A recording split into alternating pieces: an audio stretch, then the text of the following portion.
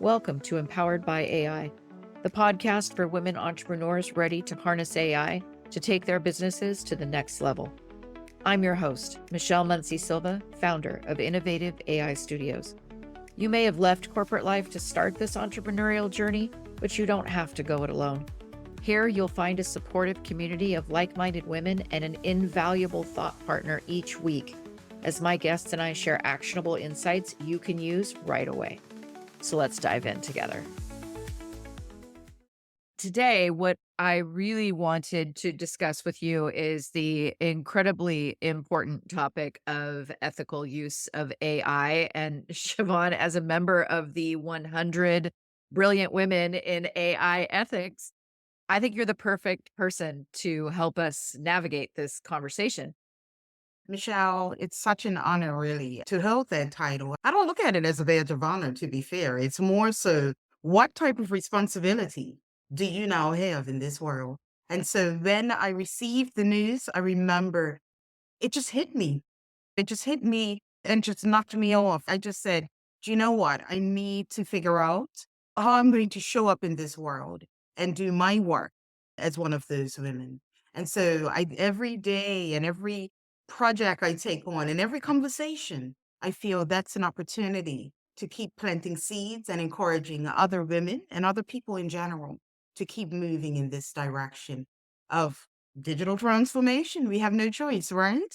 100%. Thank you for creating this space for this conversation, Michelle. I think it's important that we talk to women like you because your career spans AI ethics, governance, and digital well-being. So what kind of inspired you to focus on that intersection of technology and these human-centric values that you're bringing?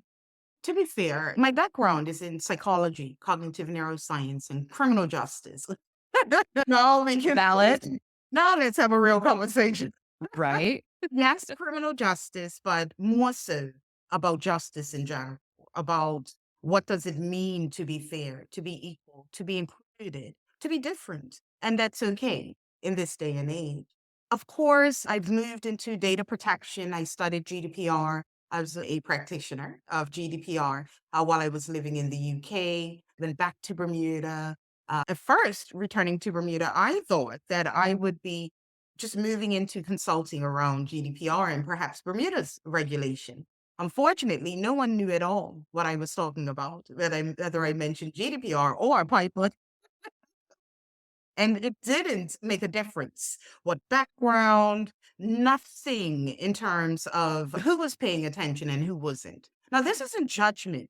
This is just how different cultures are when it comes to data protection and how different jurisdictions, based on the size of the jurisdiction, the culture of the jurisdiction, how they'll need to think about innovation in this global space of data protection. And then we bring in AI.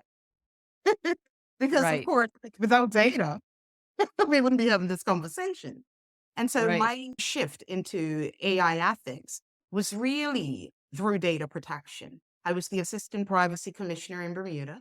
I've always been one that was fascinated by technology in different ways. And that took me into AI ethics. I started thinking data ethics and how does this impact it? I studied through London School of Economics and Political Science. And I did two certificates at the same time, taking both the ethics in AI and data law, policy, and regulation courses together. It really helped me to understand around, AI regulation and governance in general around data protection and how things would change with data protection as we move more into the space of AI, the age of AI, as some may call it.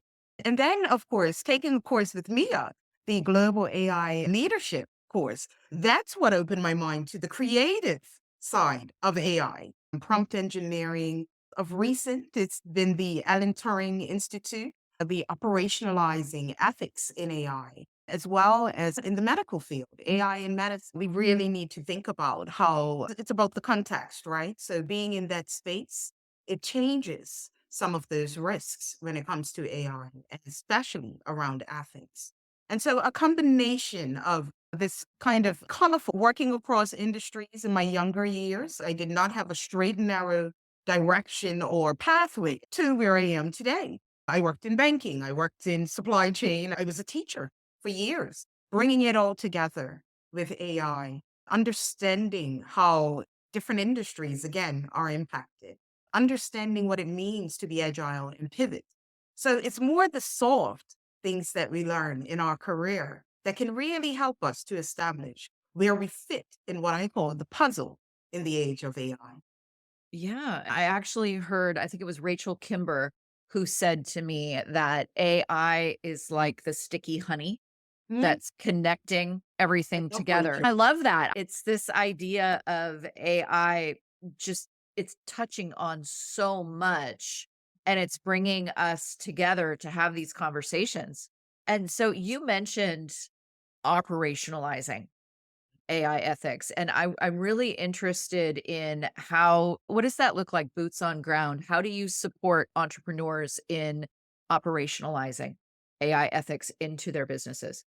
Yeah, and this is a big global question. I've done a number of panels and talks from Amsterdam to Kenya and opportunities in other jurisdictions, virtually some of them, but the presence and the opportunity to learn and gain those insights. When we talk about operationalizing, whether it's even data protection regulation, that was a big topic, right? GDPR, what does that look in practice?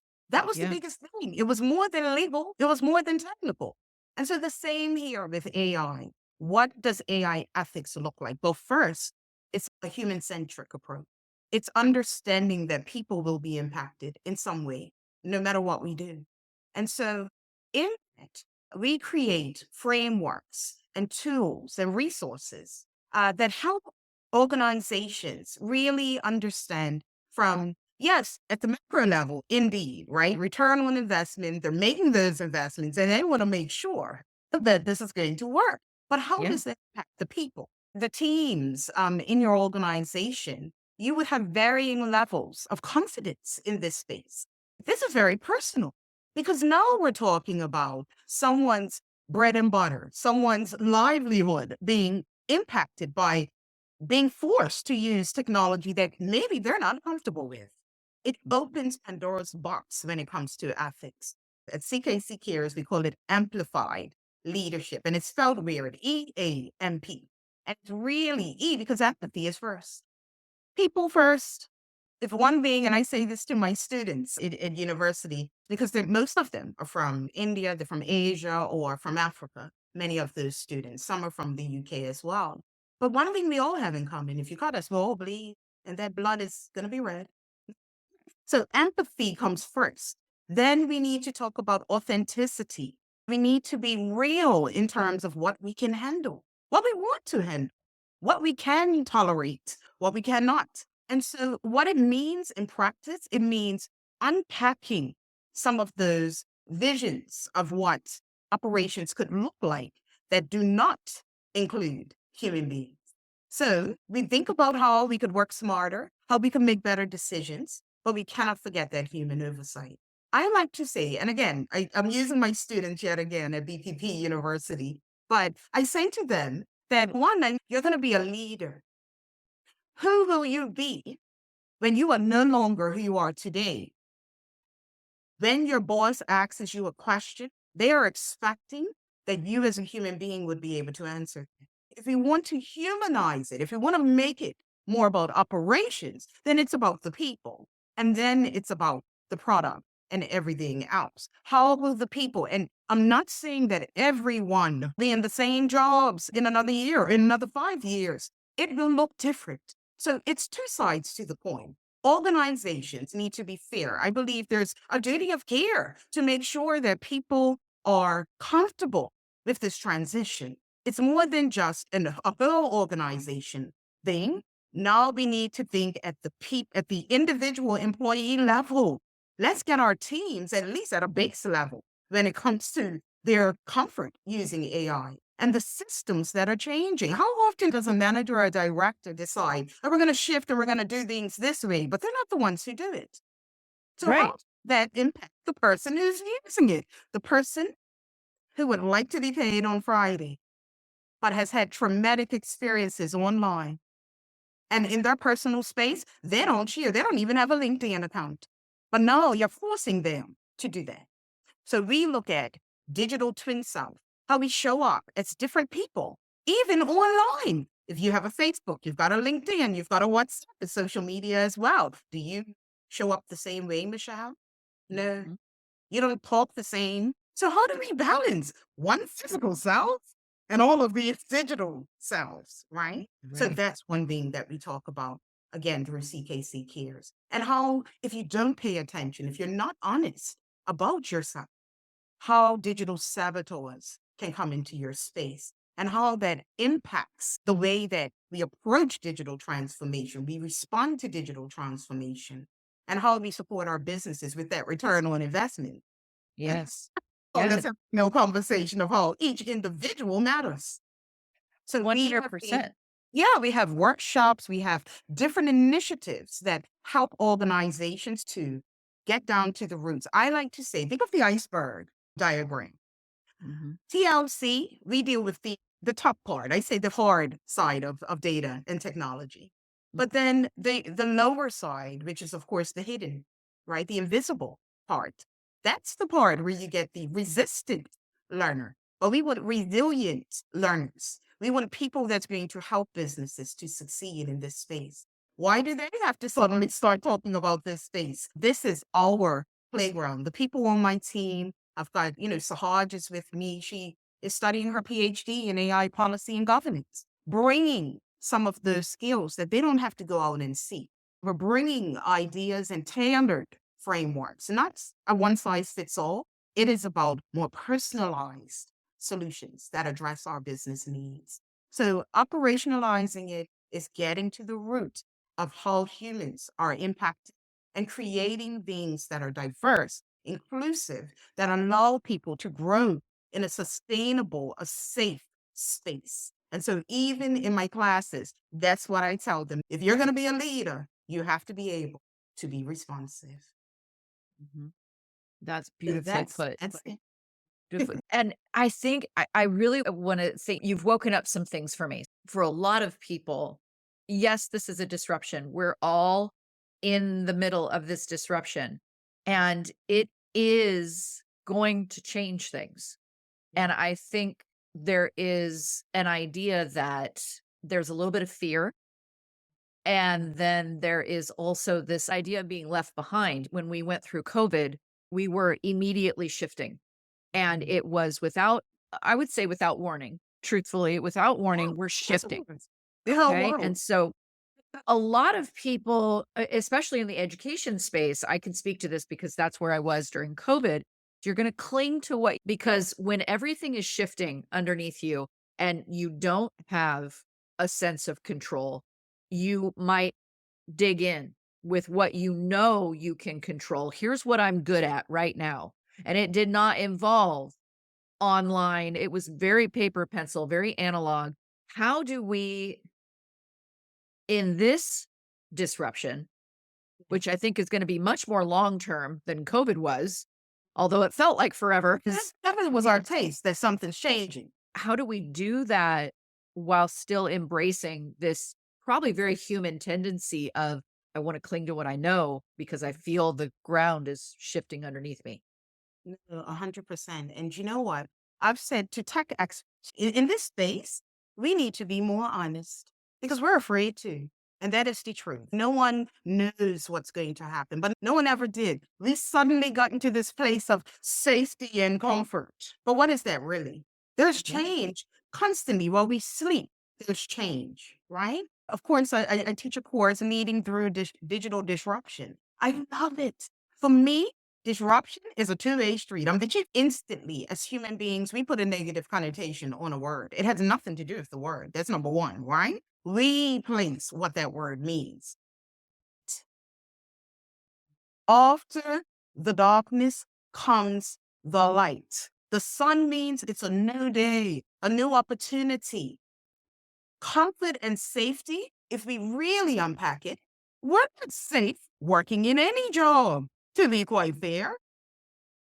If they want to shift and go into more technology is safe. If we never shifted from horse and buggy to automobiles, this is my point.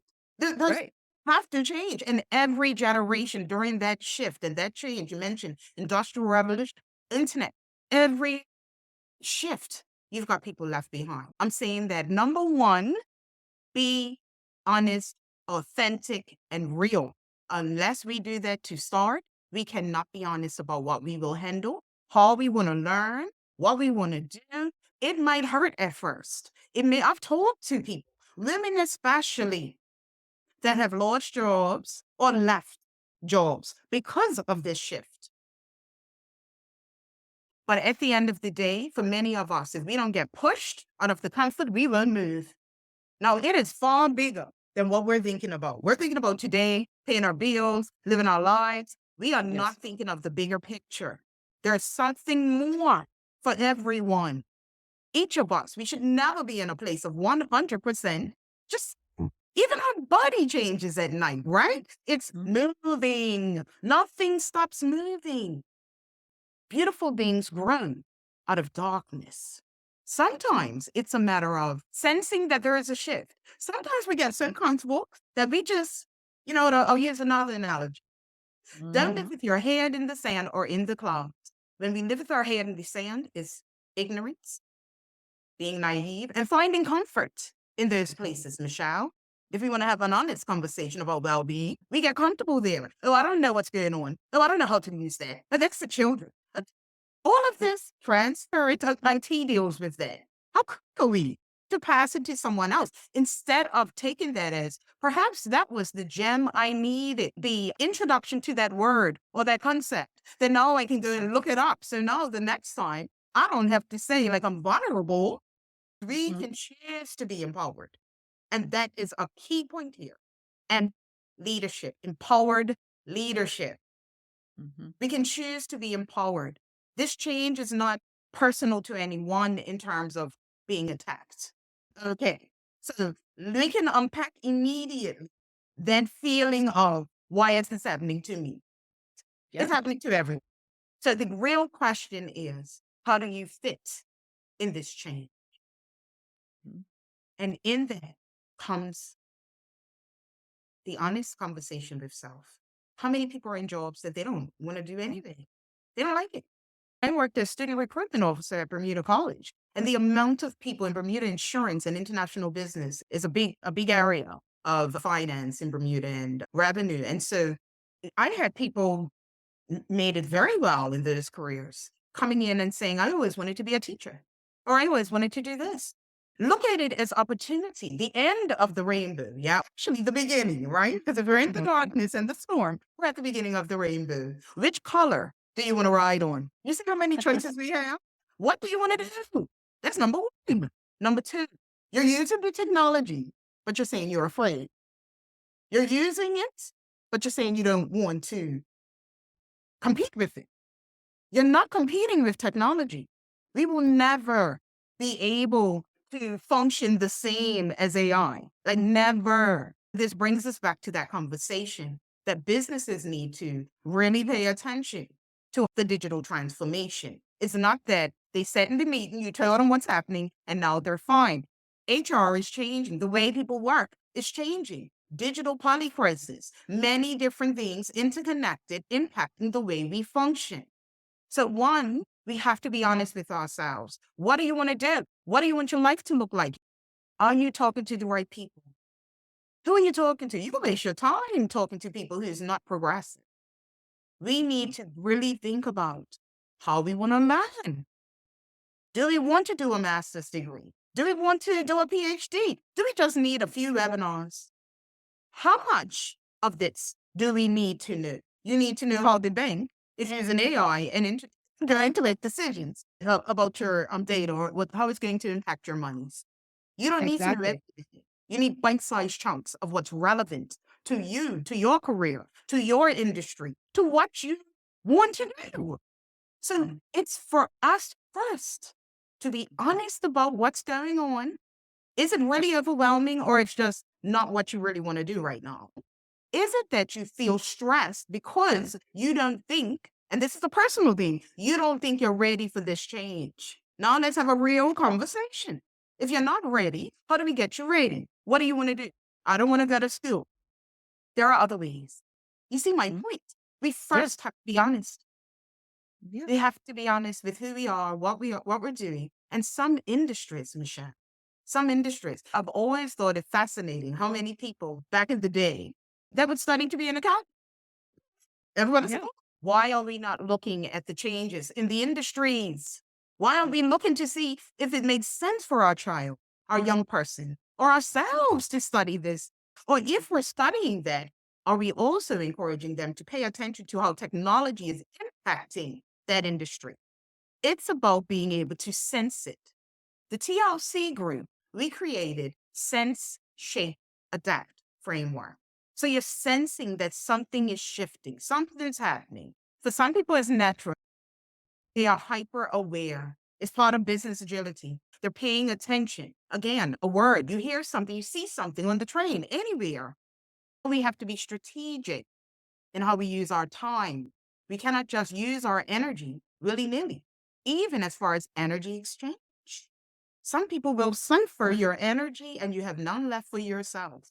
This is all important when it comes to digital well-being and how we're functioning. It's more than just, how do I stay in my job? Maybe it's for you to start your own business. Maybe it's for you to work part-time and do something else. But depends. How do you want to live your life? If you want to do more, if you want to stay competitive, you will have to stay learning, engaged. Can you do it all? No, you can't. So you still have to find what is your comfort level. You cannot learn and know everything. So figure out your piece of the puzzle and then be the best, not try to do it all or think of it all, because that is cognitive overload. So we have to get to a place where we can manage this as human beings. I am so thinking about this recently because it's such a blip of time. If you think about generationally, my mother's generation, you had three possibilities. Mm. You could be a nurse, you could be a teacher, you could be a secretary. That was her reality. She was the rebel woman that she never gave herself credit for, which just still amazes me. She liked math. Oh, So the closest she could get, that definitely was feminine back then. I'm telling you, it's just amazing to me. That's something to talk about.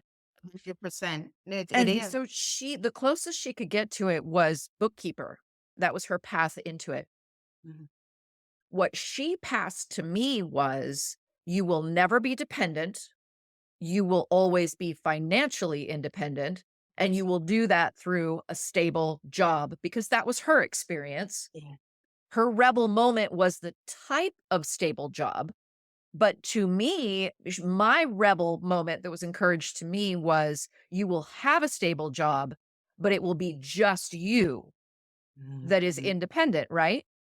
Because Right? that was back then. It's a Mhm. blip of time, Yeah. one generation. And now within my lifetime, I not only have every choice in the world as far as what I can do for that stable job, but now within my lifetime, I've been told, you don't even have to have a job with an industry or a corporation. Now you can be an entrepreneur, and the fire hose is spewing with the possibilities, right? Mhm. It's been one generation, Mhm. one, that this has happened. Mhm. My mother has no ability to prep me for this. I'm looking at my children and saying, I don't even know at this point what your world is going to look like. It's so fast.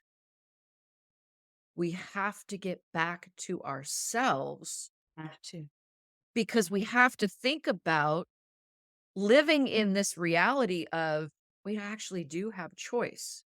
Mhm. Because my mother didn't. I love that you talked about generations because, yes, the tools, we don't have the tools. You know what they say? How they say that among children don't come with a handbook.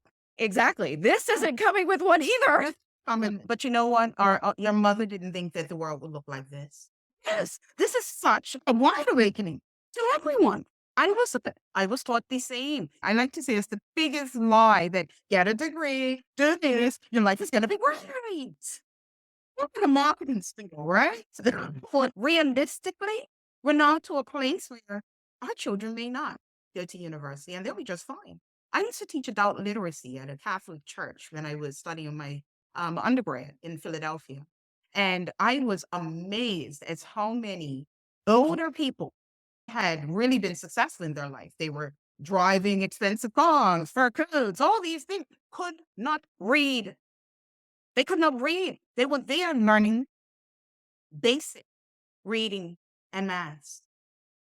And so the reality is they absolutely have to go to university to be successful. And that's what I mean by you cannot live with your head in the sand where you're totally ignorant, totally naive, totally ignoring what's happening around. And let me just play whatever the game on my phone is. Let me just watch this, Right. watch this on TV. And I like fun too. But it's a time and place for everything because we're so tired after working 40 hours. All we want to do is find some pleasure, whether that's going to the spa, watching a football game, or playing on Ugly Birds or whatever it's called. But you see my point, right? Yes. So I tell my students adulting looks totally different.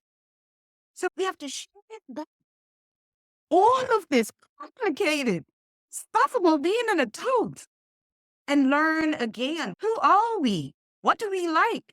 Because things are changing. And Yeah. AI and emerging technology is an assistant, but it does have the capability to do a lot of the tasks that we leaned on in comfort. Mhm. Now we will be forced to use our intellect to a higher level. We are like robots. The impact on our psyche, even our eyes, some jobs, you're looking for anomalies. That is not good for your eyes. So yes, we want AI to help, right?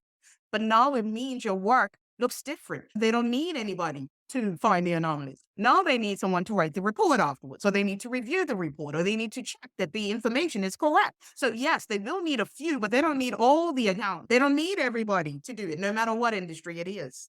Right. And that's, I think, where part of the fear comes from. Because Mhm. if you're becoming aware of, as you walk around your industry, what are the mundane tasks or what are the tasks that could be handled by Mhm. X tool, then you start to realize how much of my world is the And mundane.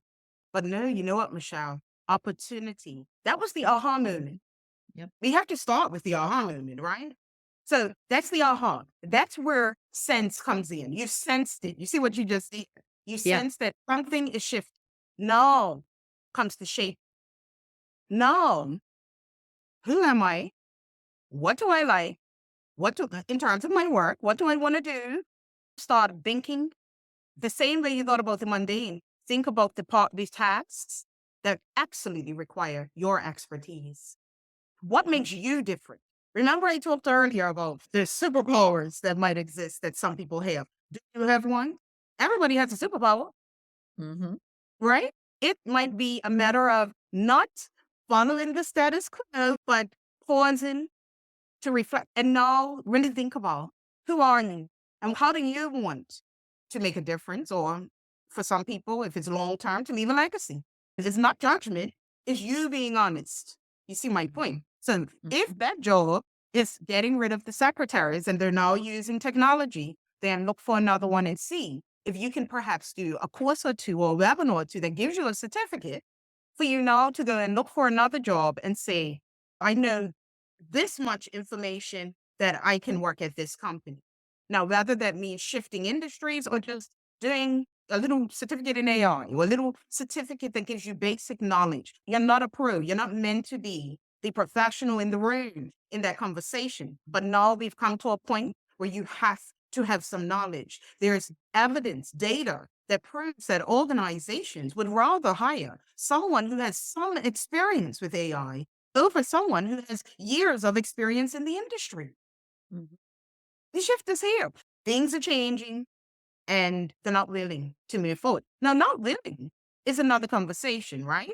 I'm not willing to do this transition with this digital transformation. Are you at an age or in a position where you don't have to? Some people are close to retirement, or they're in a position where they don't have to work, or they can join their family business. If this business is going in that direction, you're still listening and you're still sensing, but you're also shaping. I know that at some point I will have to pivot because this organization is talking about this that I'm not willing to do. So I will need to think about what my next steps are going to look like. Planning, that is a big part of the shaping. What does it look like? What are you willing to do? Are you willing to study? Are you willing to move to another industry, another country? Some countries are not as developed as others. But then we also, again, have to be honest so that we can shape, because the next step is adapting, whatever you shape it to be. Because you've had an honest chat, you're now adapting to what it looks like going forward. That might be mock interviews with HR people. Maybe you're not moving yet, but you just do the interview. I've done it. I'll be honest. I know I don't want the job, but I'll do the interview. Because you're gonna keep yourself aware of what the questions are, right? So when it comes to negotiations, you Prepped and know, ready. so it's Yeah. about empowering ourselves. And how do you recommend an entrepreneur balance this need for innovation with responsibility? Mhm. Diversity is said so often, but it's so true. The more diversity you have in making decisions helps you to make the right one. You've got enough research, you've got enough insights to make the right choice. Even if it's a choice that someone doesn't agree with, you still made it based on this. I think that one, as leaders, as people now, we need to be able to not justify to anyone, but to ourselves at least why we make the decisions that we make. The balancing act is a hard one that so many entities are grappling with. Again, at CKC Cares, we create frameworks that help. The beg and bleed framework. If Erica Badu had this on beg lady, right? If you open your purse right now, Michelle, what are some of the things that you might have in your purse that you must have in your purse? Definitely credit cards and debit cards and Okay. ID. Uh, I'm uh, driving all the uh, time, so I've got all of that with me. When it is Ready for a moment is in my bag. to leave, you have everything. And the car is parked so that it's ready to drive out. We always have a full tank of gas too. No, I'm gonna see. These are our strengths. They help us to be strong. It might be perfume. For some, it might be deodorant. It might be lotion, a brush or a comb. It might be lipstick. These are things that are our resources. They're our bag of strengths, right? They make us feel whole and we need them. It's every one of us, every employee, every team member has their strengths. But everything's yin and yang. So we all have our weaknesses as well.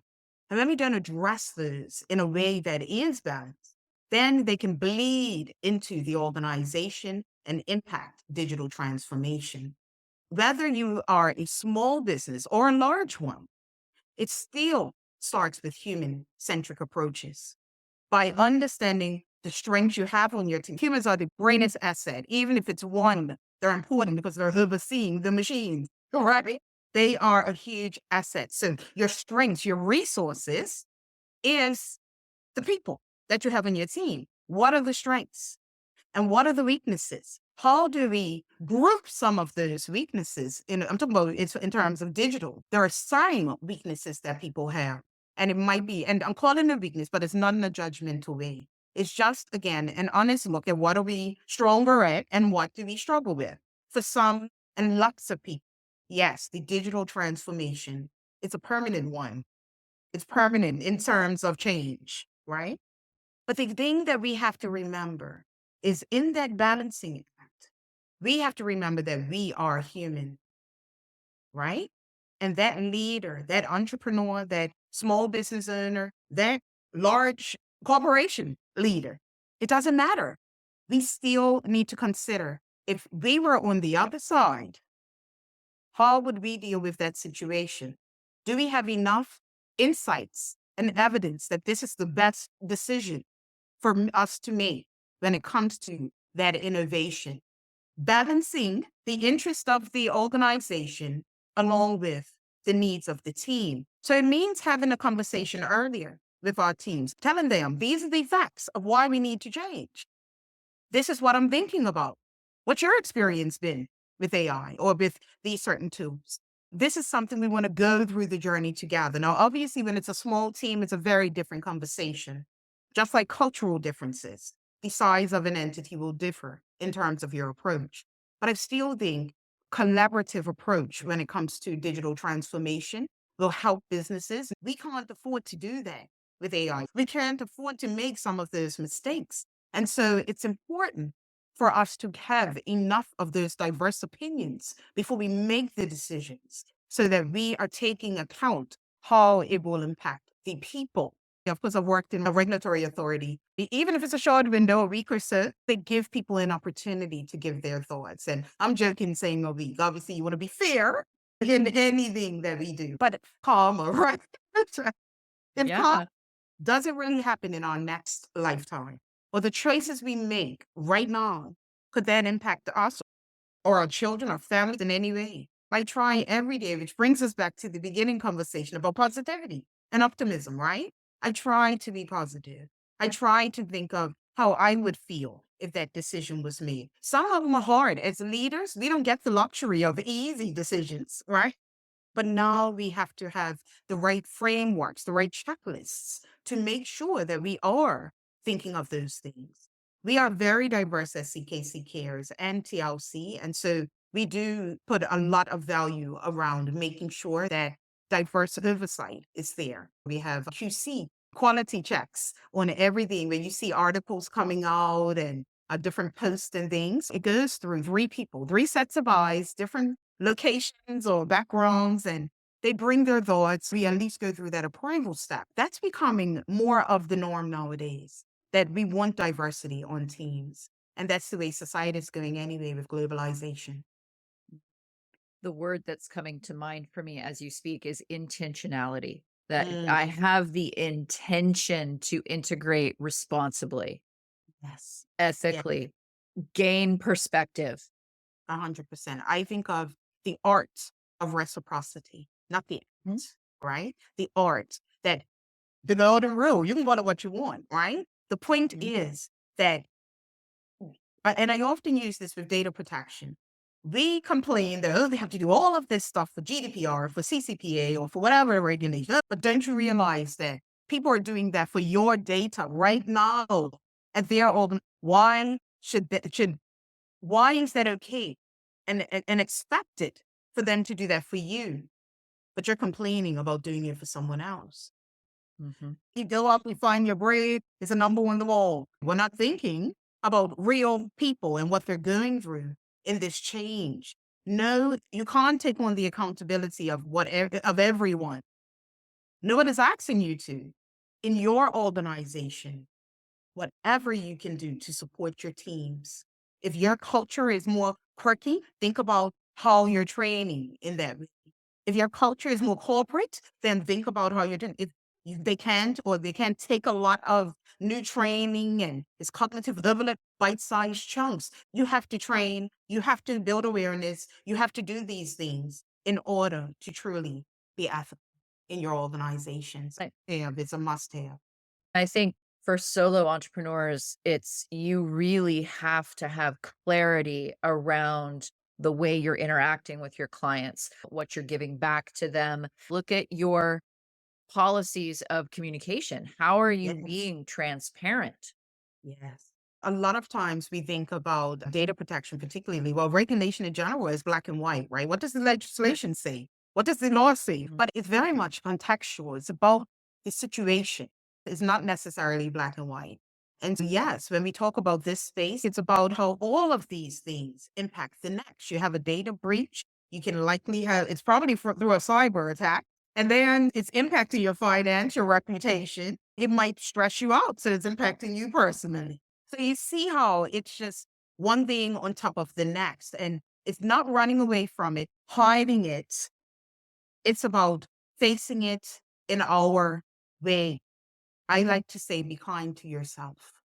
Be kind to yourself. And that means, yes, that honest conversation. Solopreneurs and solopreneurs and entrepreneurs, it's a big change, 100%. It may be to really, again, the authenticity and being honest.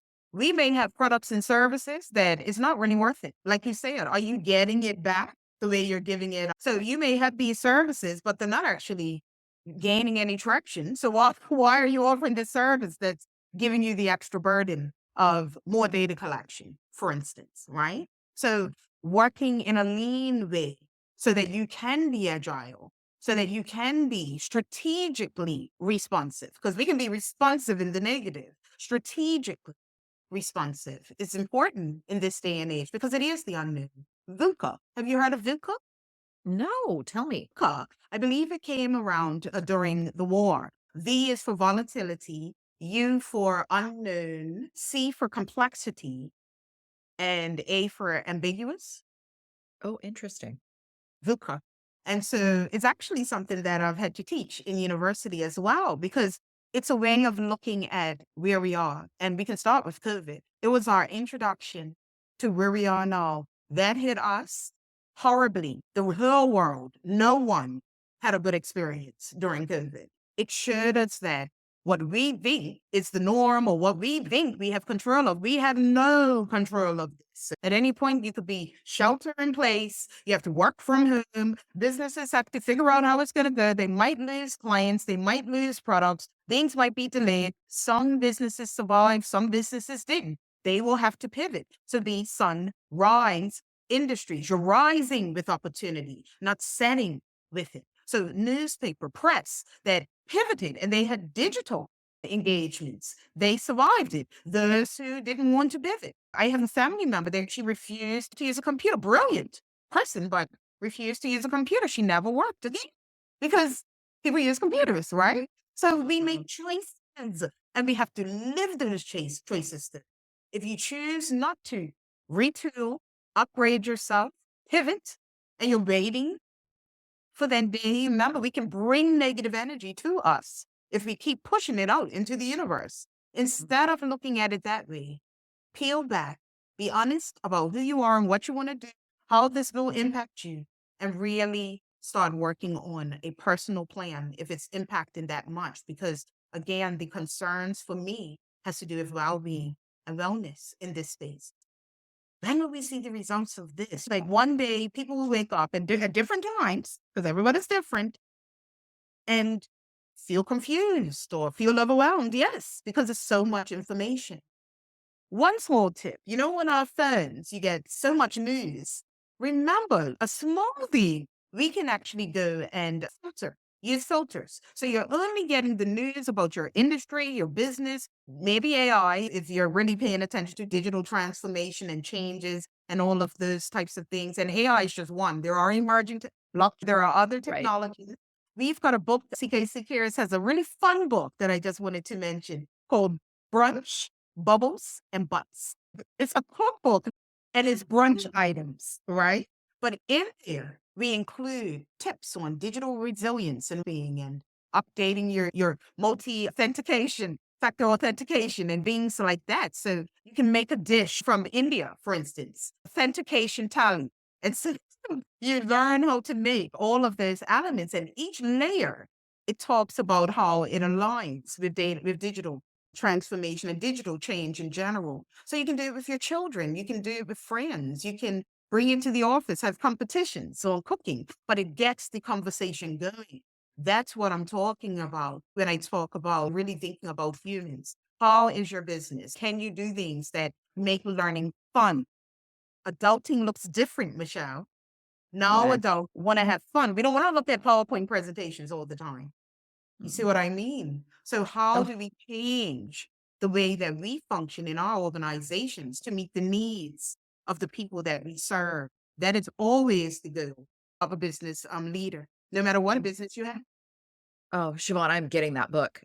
That sounds amazing. We've got a calendar as well. One of them, Alicia, is our graphic designer. She studied patterns in university. She did all of the imagery and everything in the book. One of them, I think, is Bagels and Lux. And it has this robot that has a tray on her head with a bagel. And there's salmon, right? It's so funny. Oh my gosh, that's hilarious. It sparks conversations. You can have brunch with friends. And now instead of gossip, it might be something that's helping them. Because remember, you just said people are nervous. So how do we change that? How can listeners stay connected with you and really connect themselves to this message of ethical and inclusion in the world of AI?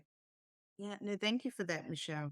Things are very busy in this space because it's not just, of course, AI for me, is data protection as well in the chief disruption officer role as well. So things are quite busy, but I always will find time. If someone wants to reach out, they can always do that on LinkedIn. Following CKC Cares on LinkedIn as well. And join them. Feel free. You know, it's a safe space, as I said. Our website is ckccares.com.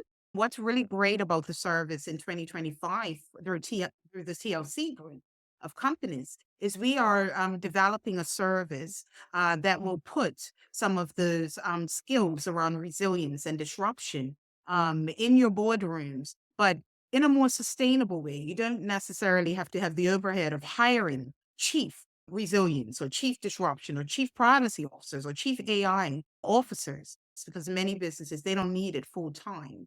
They may just need the support. And that's how we can continue to do our part with encouraging ethical governance around AI and digital engagements in general. But don't forget the people. Quirky types of fun ways of approaching how people are dealing. And we have to think outside the box. My suggestion is be prepared to step outside of the box. And that's the type of experience that we do at CKC Cares and TLC. I love it. I would strongly encourage people to connect with you because this conversation alone has just been absolutely priceless. Thank you, Michelle. I thank you for making this space, as I said before. And I've enjoyed our engagement as well. Thank you for tuning in to Empowered by AI. If today's episode sparked ideas, don't wait. Follow the link in the show notes to visit innovativeaistudio.com and download your free resource, created to help you put today's insights into practice. Be sure to subscribe so you don't miss out on future episodes packed with more tips, tools, and inspiring stories. Until next time, stay empowered and keep innovating.